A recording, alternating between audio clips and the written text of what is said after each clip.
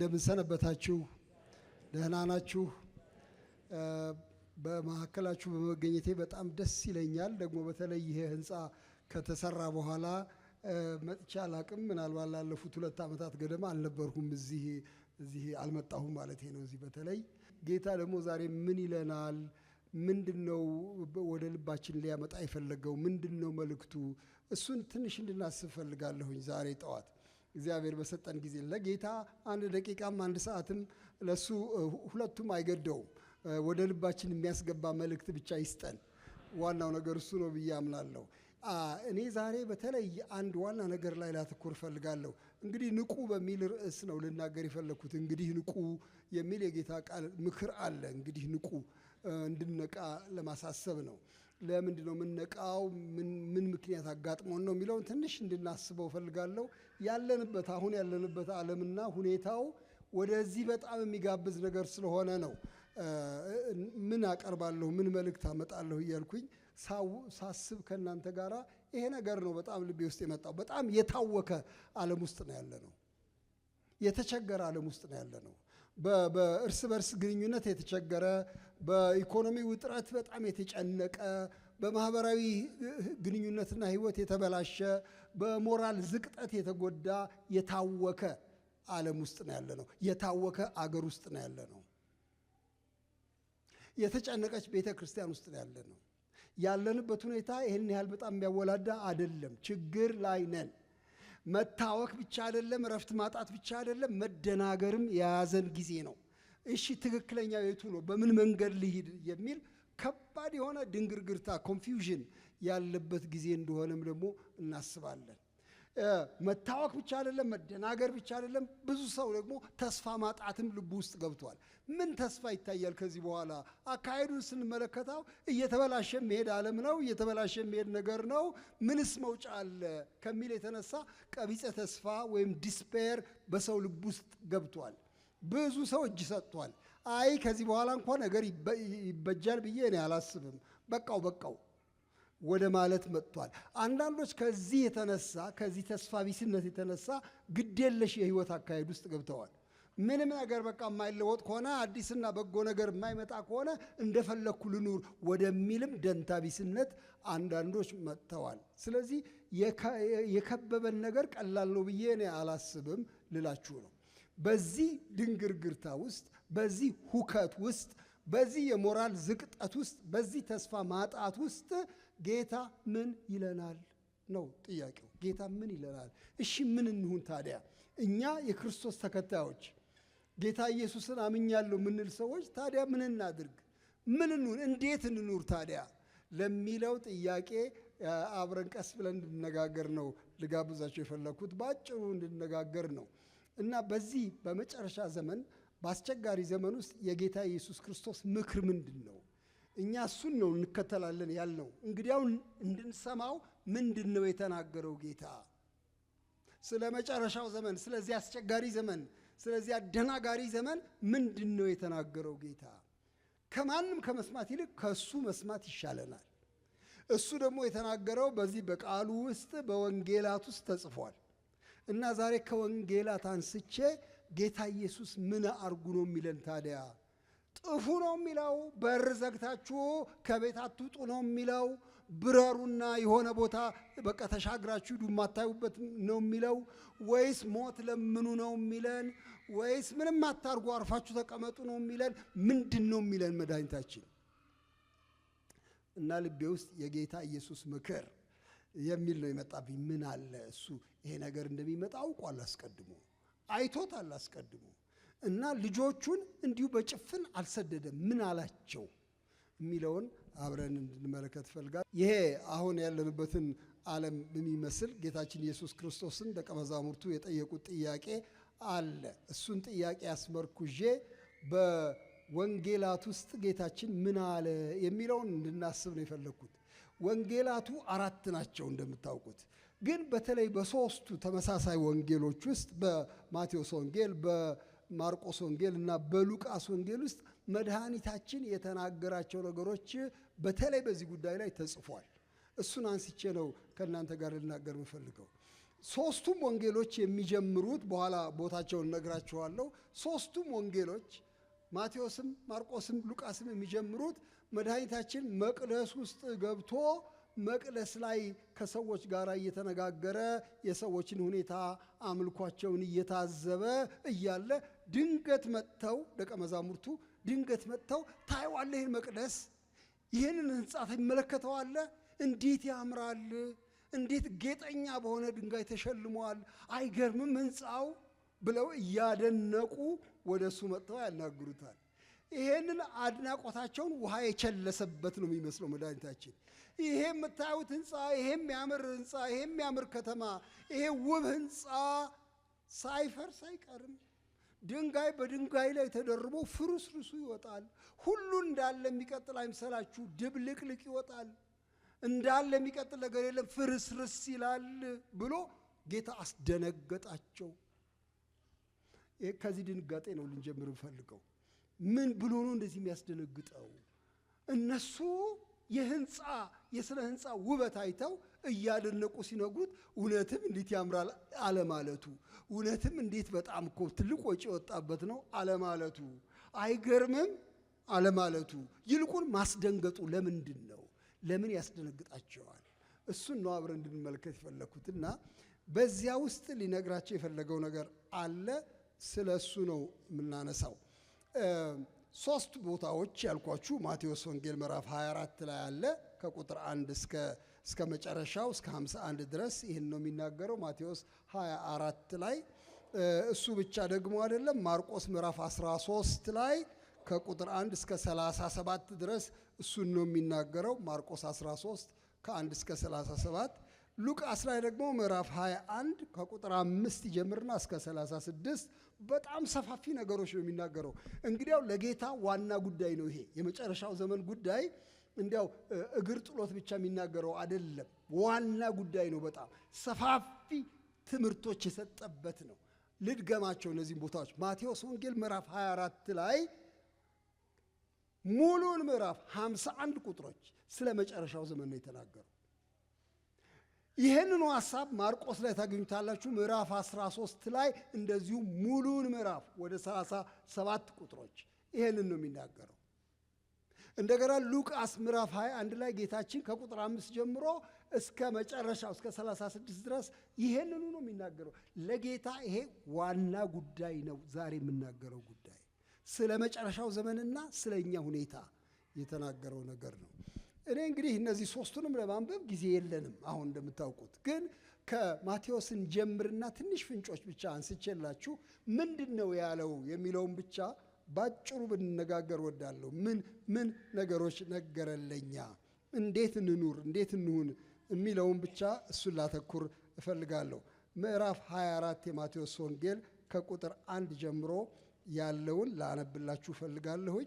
እናንተ አቅም ያላችሁ እንደሆነ የምትችሉ የማያማችሁ ሰዎች ሲነበብ ቆመን ጥቂት ቁጥሮችን ብንሰማ ደስ ይለኛል። ስለ ቃለ እግዚአብሔር አክብሮት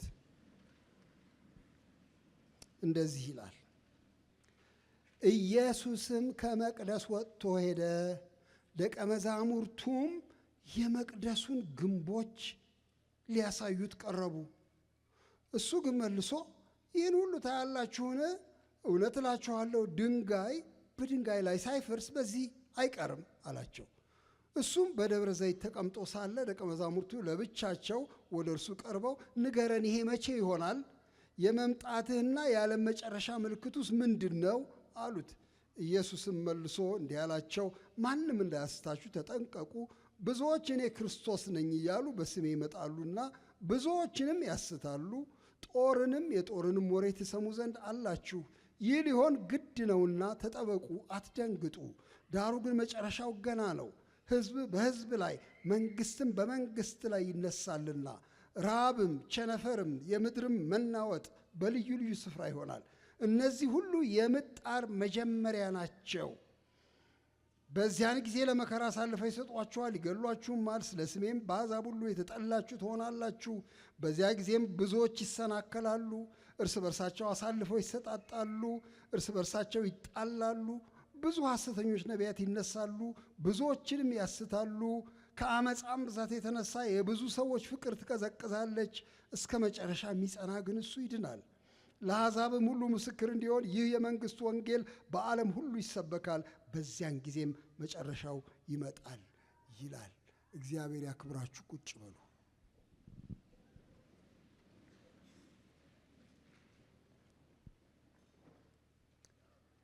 ከዚህ ከመቅደስ አድናቆት ጋር ተያይዞ ጌታ ሁሉ ይፈርሳል ሲል በሰው ልቡና ውስጥ የሚያጭረው የማይመስል ነገር ነው፣ ድንጋጤ ነው። እና አንድ በጣም የገባኝ ነገር ብቻ ተናግሬ ወደ ቢቀጥለው ብሄድ ደስ ይለኛል። ሁሉ ነገር እንዳለ አይቆምም።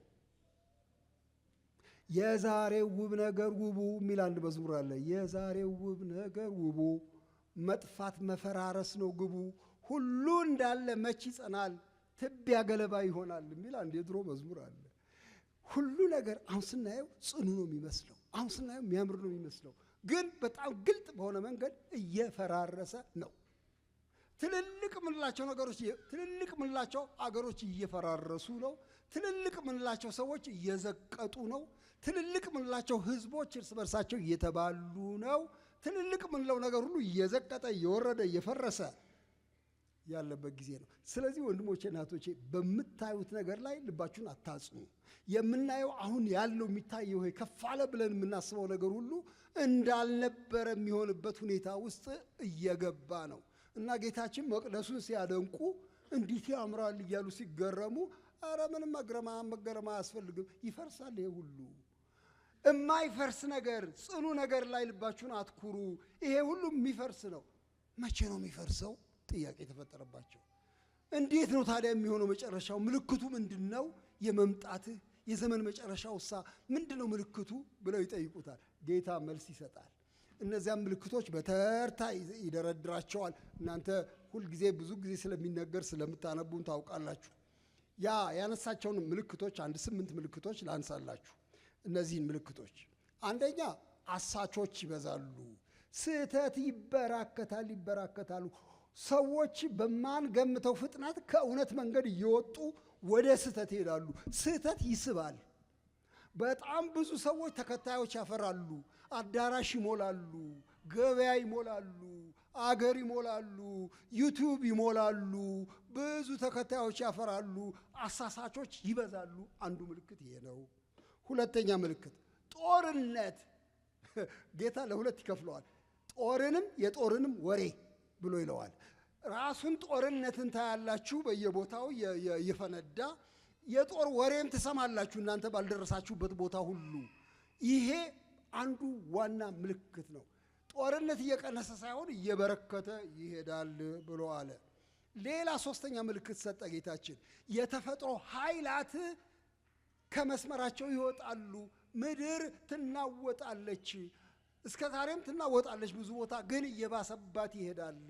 አንዳንድ ቦታ ፀሐይ ይጨልማል፣ ጨረቃም ደም ይሆናል ብሎ ይላል። በሰማያት ላይ ትልልቅ ምልክቶች ይሆናል፣ መናወጥ ይሆናል።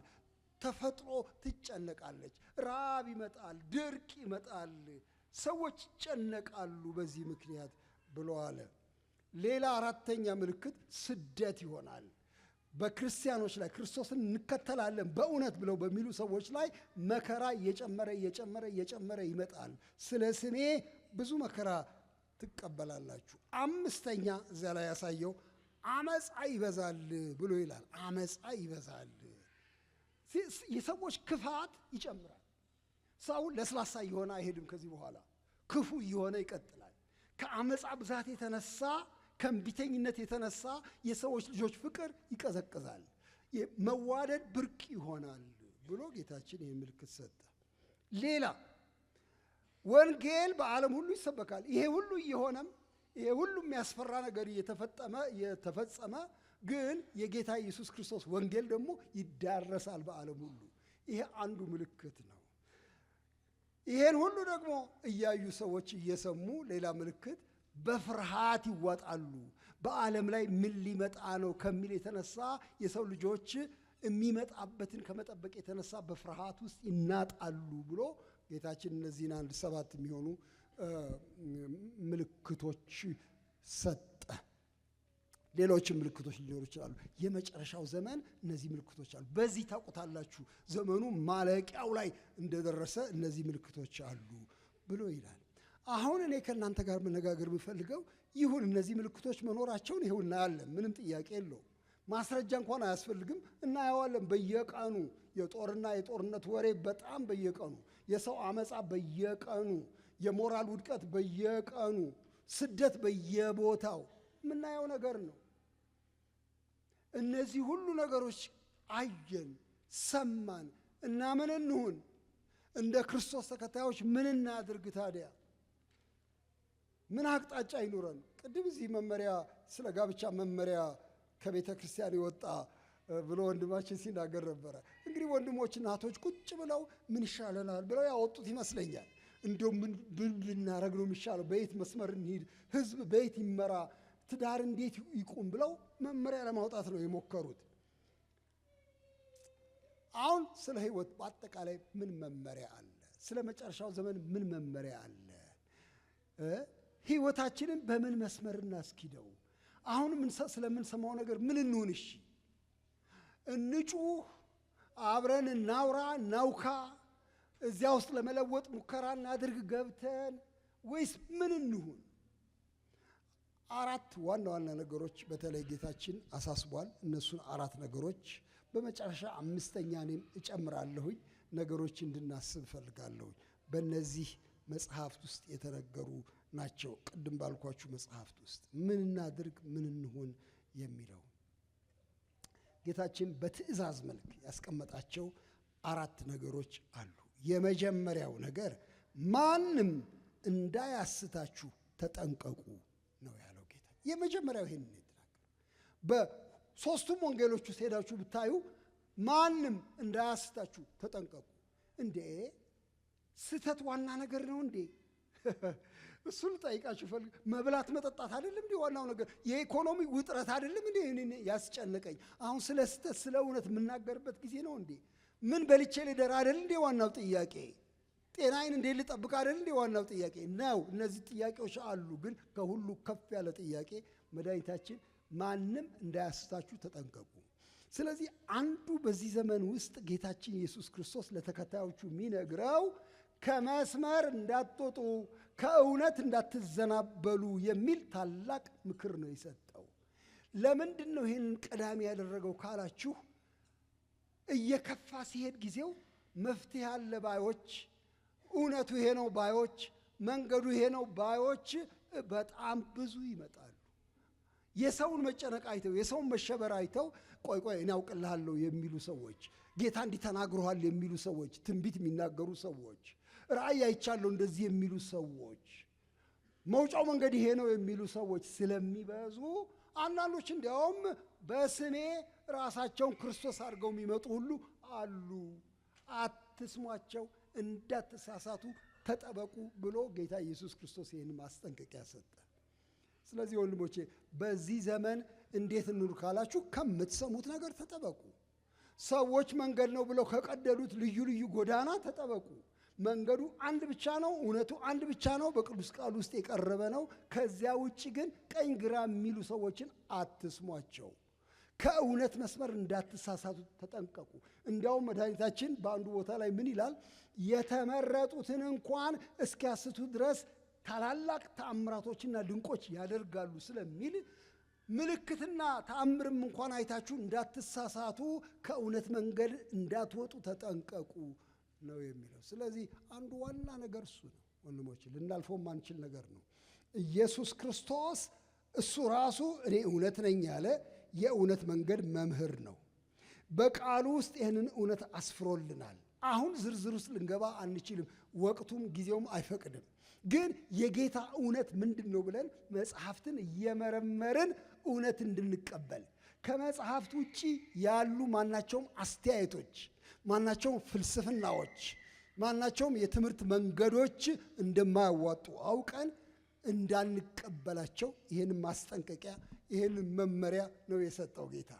ስለዚህ ወንድሞቼ የሙሉ ወንጌል ቤተ ክርስቲያን አባሎች ይህንን አደራ ማለት እፈልጋለሁ። በተለይ የሙሉ ወንጌል ቤተክርስቲያን አባሎች አደራ የምልበት ዋና ምክንያት እኛ ልቡናችን ለቅዱስ መንፈስ የተከፈተ ነው ብለን የምናምን ሰዎች ነን።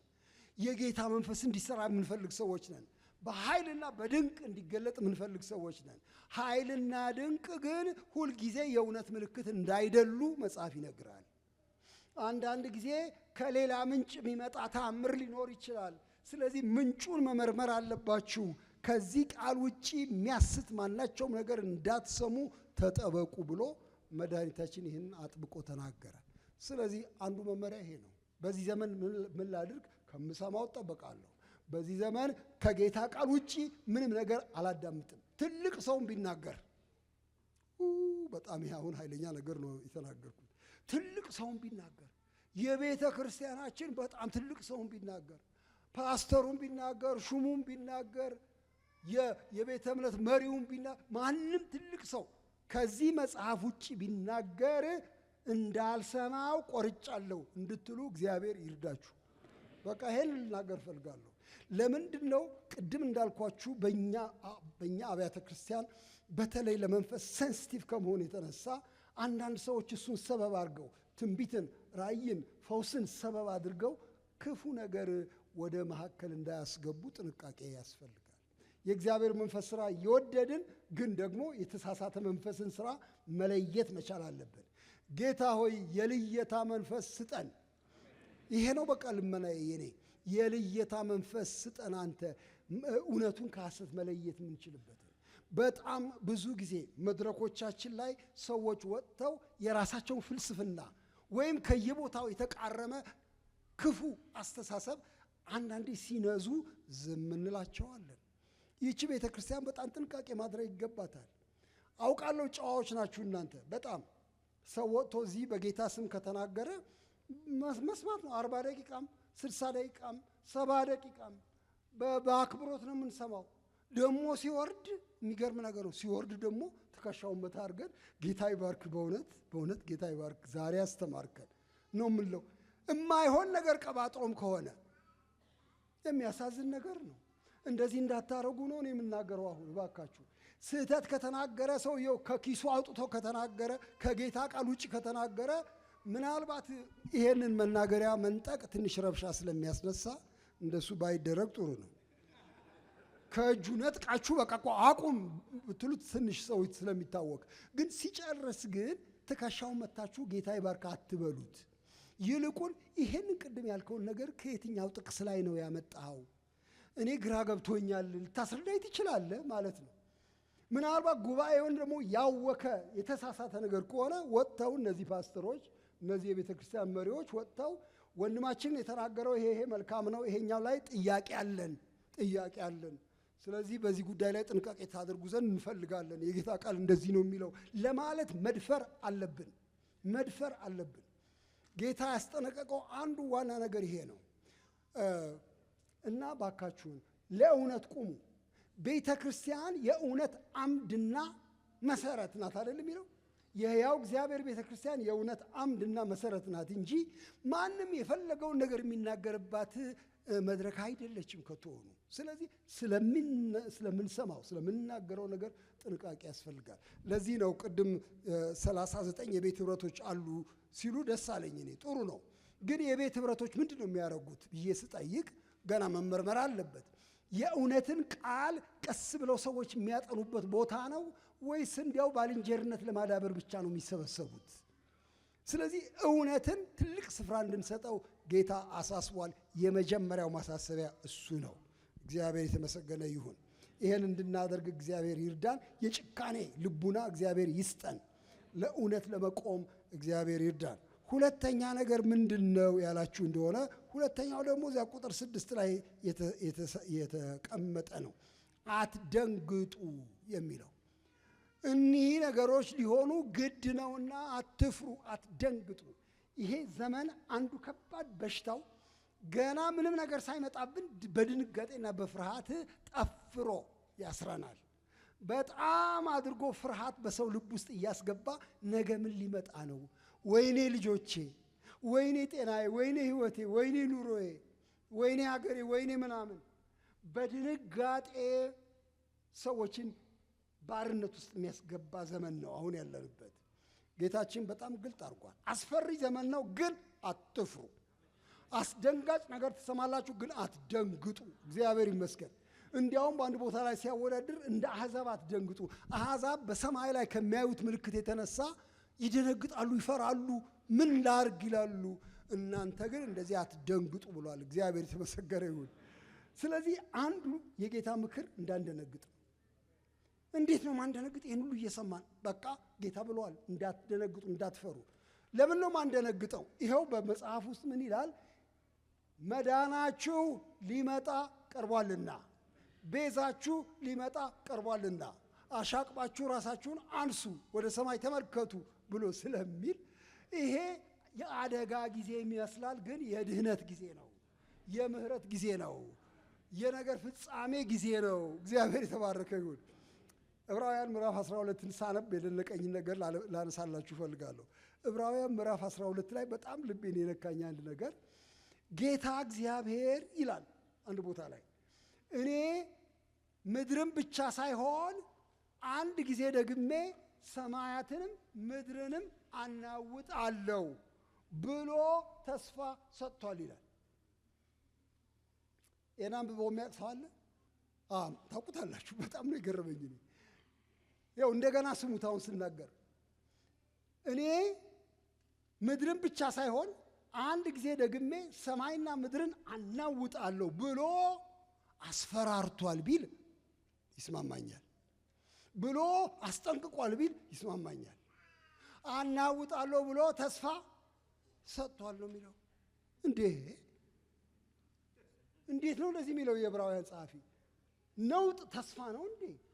ነውጥ ድንጋጤ አይደለም እንዴ? አናውጣለሁ ብሎ እግዚአብሔር ተስፋ ሰጥቷል። ስለዚህ ክርስቲያኖች ተስፋ ተቀባዮች ከሆንን ጌታ ልታናውጠው ነው? ጎሽ አናውጠው ተስፋ ሰጥቷል ይላል። ተስፋ ሰጥቷል። አንድ ጊዜ ደግሜ ሰማይና ምድርን አናውጣለሁ፣ ሼክ አደርጋለሁ ብሏል እግዚአብሔር። የእግዚአብሔር ስራ ነው ይሄ የመጣው ነውጥ። ያናውጣል። ለምንድን ነው ተስፋ የተባለው ይሄ ነውጥ ካላችሁ እዚያው ላይ ዕብራውያን 12 ላይ ምን ይላል? የሚጸኑት ነገሮች ጸንተው እንዲቆሙ፣ የማይለወጡት ነገሮች እንዳሉ እንዲቆሙ፣ የሚለወጡት የሚናወጡት የሚፈርሱት ነገሮች ግን እንዲፈራርሱ ብሎ እግዚአብሔር ይሄን አድርጓል ይላል። እግዚአብሔር ይባረክ። አንዳንድ ጊዜ አንዳንድ ቆሻሻ ዛፍ ላይ ሲቀመጥ እንወዘውዘዋለን። ወዝውዘን መራገፍ ያለበት እንዲራገፍ፣ የሚጸና እንዲጸና እንደምናደርግ ሁሉ እግዚአብሔር አሁን የሚያራግፍበት ጊዜ ነው እና አትደንግጡ። ምክንያቱም የማይናወጥ መንግስት እንቀበላለን ይላል። እግዚአብሔር ይመስገን። የሚፈራርሱ መንግስታት ይፍረሱ። እኛ የማይናወጥ መንግስት፣ ሰማያዊ መንግስት፣ ክርስቶስ የሚነግስባት መንግስት፣ እሱን እንወርሳለን ይላል። እግዚአብሔር ይባረክ። እንግዲህ ወንድሞቼ ለድንጋጤ ቦታ እንዳንሰጥ ነው ጌታ የተናገረው። አትፍሩ ነው ያለው። በቃ አትፍሩ። ስለዚህ ፍርሃት አታራቡ ባካችሁ። አረ ምን ጉድ ነው? ምን አይነት ዘመን ነው? እንዴት ልንሆን ነው? እንደው ምን ይሻላል? እንደው አትበሉ። ልክ ነው፣ መካዳችን አይደለም። በዓለም ላይ ያለው ከባድ ሁኔታ፣ በኢኮኖሚ በኩል ያለው ከባድ ሁኔታ፣ በጤና በኩል ያለው ከባድ ሁኔታ የሚካድ አይደለም። ክህደት ሳይሆን ግን በእምነት ጌታ የሚሰራው ስራ አለ። በአዋቂው እጅ ነው ያለው ሁሉ ነገር ለማለት እግዚአብሔር ጸጋ ይስጠን። እምነት ማለት ወንድሞቼ እናቶቼ ይሄ ነው። በአዋቂው እጅ ነው ማለት ነው። የሚበልጥ አለ ማለት ነው። እግዚአብሔር የተባረከ ይሁን። አንድ ቀን እኔ እምነት ምንድን ነው እያልኩኝ ጭንቅ ብሎኝ ስጠይቅን እምነት ማመን ምንድን ነው? ማመን መካድ ነው እንዴ? እውነታን መካድ ነው እንዴ ብዬ ተጨንቄያለሁ። ለምሳሌ ቢያመኝ፣ አሁን ይህንን እጄን ቢያመኝ አላመመኝም፣ አረ በፍጹም የታለመሙ ብዬ መካድ ነው እንዴ እምነት አልኩኝ። እምነት ክህደት አይደለም። አረ አይደለም። አሞኛል ጌታ፣ ይኸው ስቃዩ ከባድ ነው፣ ይኸው አሞኛል። ታዲያ እምነት ምንድን ነው? እንጀራ አጥቼ ለልጄ ወተት መግዣ አጥቼ ወተት መግዣ አላጣሁም፣ አረ አላጣሁም በፍጹም ብሎ አረ አይደለም፣ እንደሱ አይደለም። ታዲያ ምንድን ነው እምነት? ይኸው ልንገራችሁ፣ ለእኔ የመጣልኝ ምሳሌ ነው የምነግራችሁ። እኛ ቤት የውጭ መብራት አለን በረንዳው ላይ። እናንተ ቤት አለ? ሳይኖር አይቀርም። በረንዳ መብራት አብሩ ይባላል። አሁን እንዲያውም ትእዛዝ ወጥቷል መሰለኝ እንዳታጠፉ ሰፈር እንዳይጨልም ተብሏል። መብራት በረንዳ ላይ እናበራለን። እናበራና የሚገርም ነገር ነው፣ ማታ ሌሊቱን ሁሉ ሲበራ ያድራል። በኋላ ጠዋት ሲነጋጋ እንረሳዋለን፣ እንደበራም እንረሳዋለን። ከዚያ ዝም ብለን ሳናጠፋው እንወጣለን። ቀኑን ሙሉ ሲበራ ያቺ ሻማ ስትበራ ትውላለች። ለምንድን ነው የምትበራው ያልን እንደሆነ፣ ለምንድን ነው እኛ አላጠፋናት ያልን እንደሆነ ግልጽ ነው። ከሷ ጉልበት የሚበልጥ ፀሐይ የሚባል ብርቱ ብርሃን ወጣ። የሌለች ያህል አስመሰላት። አላየናትም። አለች መቼም ጭልጭል ትላለች፣ ግን ፀሐዩ ሸፈናታ። እምነት እኮ እንደሱ ነው። ሪያሊቲውን እውነታውን ሳይክድ ከዚህ ከምናየው እውነታ በላይ የሆነ እጅግ ትልቅ እውነታ አለ ማለት፣ እጅግ ትልቅ እውነታ አለ። የሚያሸንፍ አምላክ አለ። ሁሉም በእጁ የያዘ አምላክ አለ። እዚህ ጫጫታ እንዳለ አውቃለሁ። እዚህ ጭልጭል የሚል ነገር አለ። ከዚህ በላይ የሆነ አምላክ አለ። የሚቆጣጠር አምላክ አለ። ጌታ ኢየሱስ እንደሱ ነው የሚለው፣ አትፍሩ፣ አትደንግጡ በእነዚህ ሁኔታዎች ብሎ ይህን ምክር ነው ሲሰጥ የምናየው።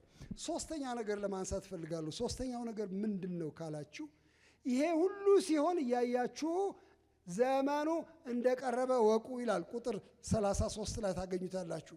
ጊዜው እንደቀረበ እወቁ። የምን ጊዜ? የጌታችን መመለስ ጊዜ እንደቀረበ እወቁ። እናንተ አይናችሁን አትጨፍኑ፣ አስተዋዮች ሁኑ። እወቁ ዘመኑ እንደደረሰ። የማስተዋያ ጊዜ ነው እና የንቃት ጊዜ ነው። ንቁ ይላል። ቁጥር 42 ላይ እንደሱ ነው የሚለው። እንግዲህ ንቁ፣ አትተኙ፣ ንቁ፣ ጠብቁ። ጊዜ እንደደረሰ ልብ በሉ። ሁኔታዎች ሁሉ ተገናዝበው ወደዚህ ጊዜ የጎተቱን መሆኑን እናንተ አስተውሉ ብሎ ይሄንን ይናገራል። በጨለማ በሰፈነበት ሰዓት ብርሃን የመምጫው ሰዓት እንደደረሰ እወቁ። እንዲያውም መዳናችሁ ከፊት ይልቅ ዛሬ ቀርቧልና ብሎ ነው የሚለው። ከፊት ይልቅ ድህነታችንን የምንቀበልበት ሰዓት ደረሰ እወቁ። በለስ ሲያቆጠቁጥ በጋ እንደደረሰ ታውቃላችሁ። ምልክቶቹን ስታዩ አትሸበሩም። በጋው መጣ፣ ፍሬ ሊበጣ ነው፣ የበለስ ፍሬ ላገኝ ነው ብሎ እንደሚጠብቅ ገበሬው እናንተም ነቅታችሁ ጠብቁ፣ የጌታችሁ መመለስ እያሰባችሁ ብሎ ይህንን ንቃት፣ ይህን ትጋት ነው የሚያሳስበው ጌታ። አራተኛ ነገር ላነሳ እፈልጋለሁኝ። እሱ በጣም አስፈላጊ ነገር ስለሆነ አራተኛው ነገር በጽድቅ ደግሞ ተራመዱ ነው የሚለው። ይህንም በተለይ በሉቃሱ ላይ ያለውን ባነበው ጥሩ ነው። ሉቃስ 21 ላይ ይሄን ነገር ይናገራል። በዚሁ ትምህርቱ ላይ መድኃኒታችን ኢየሱስ ክርስቶስ የተናገረውን ነው። ከቁጥር 34 ጀምሮ ባነበው ጥሩ ነው። ሉቃስ ምዕራፍ 21 ላይ እንደዚህ ብሎ ይናገራል። ነገር ግን ይላል፣ ስለ መጨረሻው ዘመን እየተናገረ ነገር ግን ልባችሁ በመጠጥ ብዛትና በስካር ስለ ትዳርም በማሰብ እንዳይከብድ ያ ቀንም በድንገት እንዳይመጣባችሁ ለራሳችሁ ተጠንቀቁ። በምድር ሁሉ ላይ ለሚቀመጡ ሁሉ ወይም በሚቀመጡ ሁሉ እንደ ወጥመድ ይደርስባቸዋልና። እንግዲህ ሊመጣ ካለው ከዚህ ሁሉ ለማምለጥ በሰው ልጅም ፊት ለመቆም እንድትችሉ ስትጸልዩ ሁልጊዜ ትጉ። ሉቃስ በጣም ግልጽ አድርጎ ነው የሚናገረው። የልብ ክብደት እንዳይኖርባችሁ ተጠንቀቁ። አሁን ልብ የሚያከብድ ብዙ ነገር አለ። በተለይ ልብ የሚያከብድ እዚህ ላይ የተጠቀሰው ስካር፣ ፈንጠዝያ፣ ምቾት፣ ይሄንን እያሰባችሁ ልባችሁ እንዳይከብድ፣ ኑሮ፣ ኢኮኖሚ፣ እሱን እያሰባችሁ ልባችሁ እንዳይከብድ ነው የሚለው። ስለ ትዳር የሚለው እሱን ነው። ትዳር ማለት ጋብቻ ማለት አይደለም እዚህ ላይ የተገለጸው። ትዳር ማለት ኑሮ፣ የዕለት ኑሮ ነው። ትዳሯን ሁሉ ጣለች እንዳለው ማለት ነው። እንግዲያው ኑሮን እያሰባችሁ፣ ምቾታችሁን እያሰባችሁ፣ ከመጠን ባለፈ ፈንጠዝያ ውስጥ ለመኖር እየሞከራችሁ ልባችሁ እንዳይከብድ ተጠንቀቁ። ለራሳችሁ ቀለል ባለ ሁኔታ ኑሩ። አታክብዱት። ሕይወታችሁ ላይ እነዚህን ከባድ ነገሮች አትጫኑ። ይልቅ በጽድቅና በእውነት ኑሩ። በጨለማ አትመላለሱ። እንደ ወጥመድ እንዳይደርስባችሁ ቀኑ በዚህ የጽድቅ ጎዳና ራሳችሁን ለመጠበቅ ተጠንቀቁ ብሎ ጌታችን ይሄንን ይናገራል። እና ወንድሞቼና እህቶቼ መቼም ይሄንን ምን ብዬ ልንገራችሁ፣ በጣም አስፈላጊ ነገር እንደሆነ ማሳሰብ ተገቢ ነው ብዬ እላለሁኝ። የጌታችን ኢየሱስ መምጣት፣ የዘመኑ ማለቅ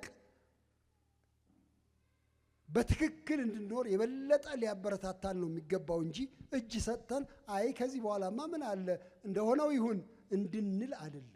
አንዳንድ ጊዜ እንደሱ አይነት ስንፍና ልባችን ይዘዋል። ምን አባቱ ባክህ ከልኩ አያልፍም እንላለን። አይደለም፣ እኛ በልክ እንድንኖር ተጠርተናል። እግዚአብሔር ይመስገን። በጌታ ልክ ውስጥ በጌታ ቃል ውስጥ እንድንኖር ተጠርተናል። የሚገርማችሁ መድኃኒታችን እነዚህን 4 ነገሮች የተናገራቸውን ሐዋርያው ጳውሎስም አጽንቶ ይናገራል። 2 ቦታዎች ላነሳላችሁ እፈልጋለሁ። ወንድማችን ሐዋርያው ጳውሎስም በተለይ ስለ መጨረሻው ዘመን አንስቶ የተናገራቸውን 2 ቦታዎች፣ አንደኛው ሮሜ ላይ ነው ያለው፣ ሌላው ተሰሎንቄ ላይ ነው ያለው። ሮሜ ላይ ያለውን መጀመሪያ ላንብብላችሁ። ምን እናድርግ፣ እንዴት እንሁን ለሚል ጥያቄ ይሄ ሰው የመለሰው መልስ ሮሜ ምዕራፍ 13 ላይ እዚያ ላይ በተለይ ከቁጥር 11 ጀምሮ እንደዚህ ይናገራል። ከእንቅልፍ የምትነሱበት ሰዓት አሁን እንደደረሰ ዘመኑን እወቁ። ካመንበት ጊዜ ይልቅ መዳናችን ዛሬ ወደኛ ቀርቧልና። አይገርምም ይሄ ነገር? መቼ ነው የዳናችሁት ብዬ አሁን ብጠይቃችሁ የዛሬ 8 ዓመት ነው ለጌታ እጄን የሰጠው ትላላችሁ አንዳንዶቻችሁ። የዛሬ 18 ዓመት ነው ጌታን የተቀበልኩት የምትሉ አላችሁ። 30 ዓመት በፊት ነው የምትሉ አላችሁ። እግዚአብሔር የተባረከ ይሁን። ግን ምን ይላል? መዳናችን ከዛሬ 30 ዓመት በፊት ይልቅ ዛሬ ቀረበ። ድህነታችን አሁን አጠገባችን ነው። ድህነታችን የመጨበጫ ጊዜ ነው። ድነናል፣ ልክ ነው፣ አምነናልና። ግን ደግሞ የምንጨብጥበት ጊዜ፣ ወደ ፍጽምት የምንመጣበት ጊዜ ደረሰ። መዳናችን ከፊት ይልቅ አሁን ቅርብ እንደሆነ ይሄንን እወቁ። ስለዚህ የመዳን መንገድ ነው ይሄ መንገድ። የመጨረሻው ዘመን ማለት ለኛ ድህነታችን በጣም ተፋጥኖ የደረሰበት ሰዓት ነው። መዳናችንን አሁን የተቀበልን ነው፣ ግን ደግሞ ከሱ ዘንድ የመዳናችንን ፍጻሜ የምንቀበልበት ጊዜ ነው። እሱን እወቁ። ከዛ ስሙ፣ እንዲህ ይላል፣ ሌሊቱ አልፏል፣ ቀኑ ቀርቧል። እንግዲህ የጨለማውን ሥራ አውጥተን የብርሃንን ጋሻ ጦር እንልበስ። በቀን እንደምንሆን በአገባብ እንመላለስ። በዘፈን በስካር አይሁን፣ በዝሙት በመዳራት አይሁን፣ በክርክር በቅናት አይሁን። እነዚህ መንታ ነገሮች ልብ ብላችሁ ስሟቸው። 3 መንታዎች ነው የሰጠን አይደል? ጥንድ እያደረገ ነው የሰጠን። እስቲ እንደገና ላንብባቸው። እንዲህ ይላል፣ በቀን እንደምንሆን በአገባብ እንመላለስ፣ በዘፈንና በስካር አይሁን ብሎ አንድ ጥንድ ሰጠን። ዘፈን፣ ስካር የፈንጠዝያ ምልክት ነው። ከመጠን የማለፍ ምልክት ነው። አንድ ጥንድ እሱ ነው። ተጠንቀቁ፣ እንደሱ ውስጥ እንዳትገቡ። ሁለተኛው ጥንድ በዝሙትና በመዳራት አይሁን። ይሄ ደግሞ አውስቦናዊ የሆነ ከፍተኛ ትግል ውስጥ የምንገባበት ዘመን ነው። አሁን አውስቦን ወይም ወሲብ ጌም ጨዋታ የሆነበት ዘመን ነው። የምናየው የምንሰማው ሁሉ ዙሪያ ገባችን ወደዚህ የሚጎትትበት ዘመን ነው። ተጠበቁ ከዚህ። 3ኛው ጥንድ ደግሞ እዚያ ላይ የምታዩት በክርክርና በቅናት አይሁን። ይሄ ደግሞ በተለይ ቤተ ክርስቲያንን በጣም አድርጎ የሚጎዳ ውጭ ያለውንም ሰው የሚጎዳ ጉዳይ ነው። ክርክር የዘመኑ አንድ መልክ ነው። ማንም ሰው በአንድ ነገር ላይ ለመስማማት አይችልም። የተስማማ ሰውም ትንሽ ቆይቶ ይፋረሳል። ቤተ ክርስቲያንም ውስጥ ከባድ ጭቅጭቅ፣ ከባድ ቅንዓት እርስ በርስ አለ እና ይሄ ዘመን መጨረሻ ከክርክርና ከቅንዓት የምናመልጥበት ጊዜ ይሁን ብሎ ወንድማችን ጳውሎስ ይህን ይናገራል። ነገር ግን ጌታ ኢየሱስ ክርስቶስን ልበሱት፣ ምኞቱንም እንዲፈጽም ለሥጋ አታስቡ። በአዲሱ መደበኛ ትርጉም ለሥጋ አትመቻቹለት ይላል። አትመቻቹለት። ስጋን አታባብሉት፣ እንዲመቸው እያረጋችሁ ለክፋት ነገር እንዲሰናዳ አታርጉት፣ አትመቻቹለት ለስጋዊ አስተሳሰብ ብሎ ይላል። የተሰሎንቄውን ላንብብና ከዚያ በኋላ ወደ ፍጻሜ ወደ መጨረሻ ልንመጣ እጋብዛችኋለሁ። ተሰሎንቄም ላይ ተመሳሳይ ምክር በተለይ ምዕራፍ 5 ላይ እንደዚህ ብሎ ይናገራል። አንደኛ ተሰሎንቄ ምዕራፍ 5 ላይ በተለይ ደግሞ ከቁጥር 5 ጀምሮ ከቁጥር 1 ጀምሮ ይቅርታ፣ እንዲህ ይላል። ወንድሞች ሆይ ስለ ዘመናትና ስለ ወራት ምንም እንዲጻፍላችሁ አያስፈልጋችሁም። የጌታ ቀን ሌባ በሌሊት እንደሚመጣ እንዲሁ ይመጣ ዘንድ ራሳችሁ አጥብቃችሁ አውቃችኋልና።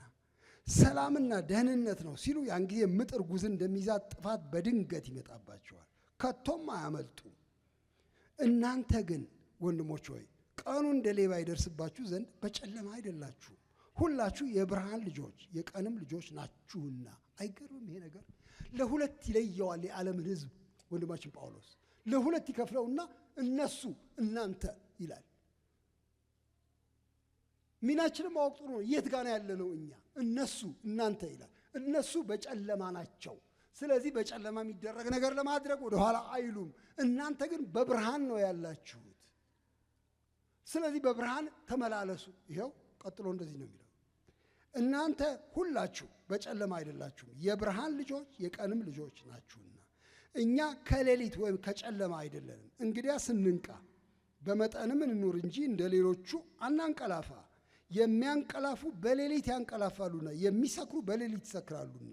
እኛ ግን ከቀን ስለሆንን የእምነትንና የፍቅርን ጥሩር የመዳንንም ተስፋ እንደ ራስ ቁር እየለበስን በመጠን እንኑር።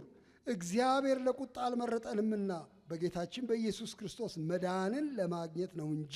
ሃሌሉያ! እግዚአብሔር ለቁጣ እኛን አልመረጠንም። ወንድሞቼ ለቁጣ የተመደቡ አሉ፣ በጨለማ የሚመላለሱ አሉ፣ ተስፋ ቢሶች አሉ። እንደሱ አንሁን። እኛ መጨረሻው ዘመን ቁጣ የሚያርፍብን ሰዎች፣ ለቁጣ የተመረጥን ሰዎች አይደለንም። ለመዳን ነው የተመረጥነው። እግዚአብሔር ይባረክ። እንግዲህ ሚናችሁን ለዩ፣ ቦታችሁን ለዩ ነው።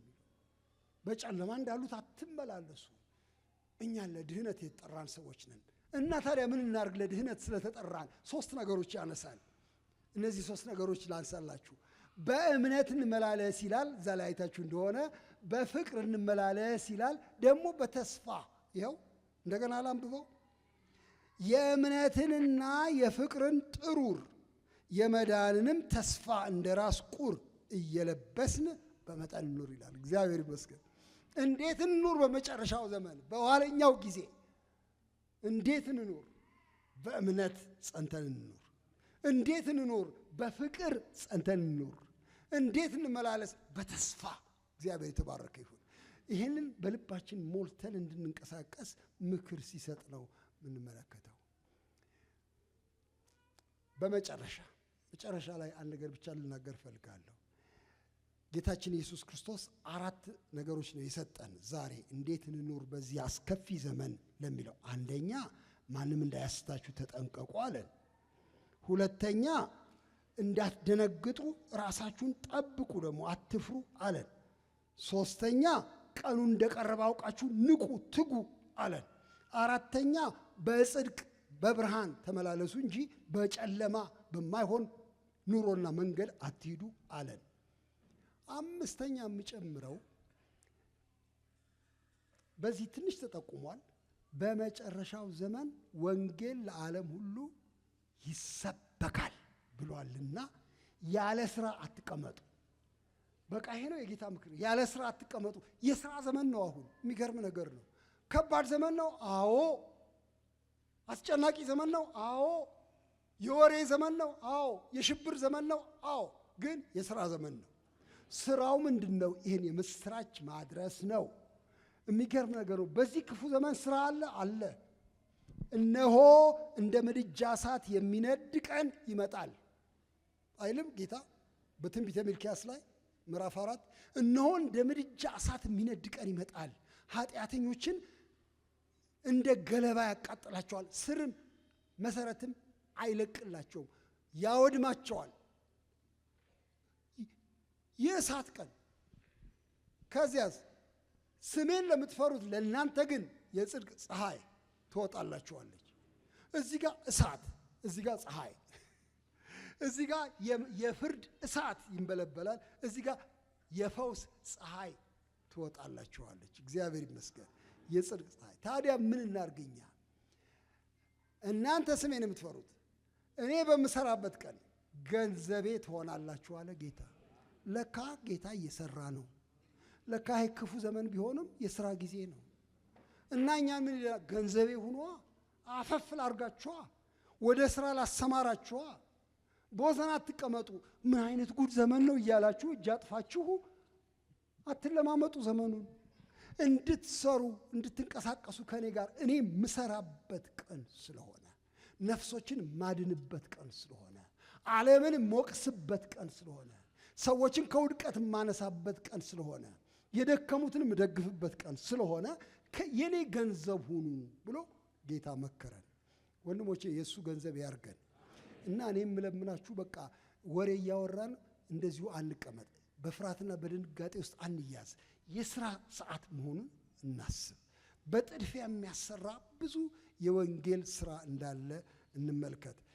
ከእግዚአብሔር ወገን ቆመን አዲሱን መንግሥት የምንወርሰውን መንግሥት እናስፋ። እግዚአብሔር ጸጋውን ሁሉ በላያችሁ ላይ ያድርግ። እንጸልይና እንጨርሳለን።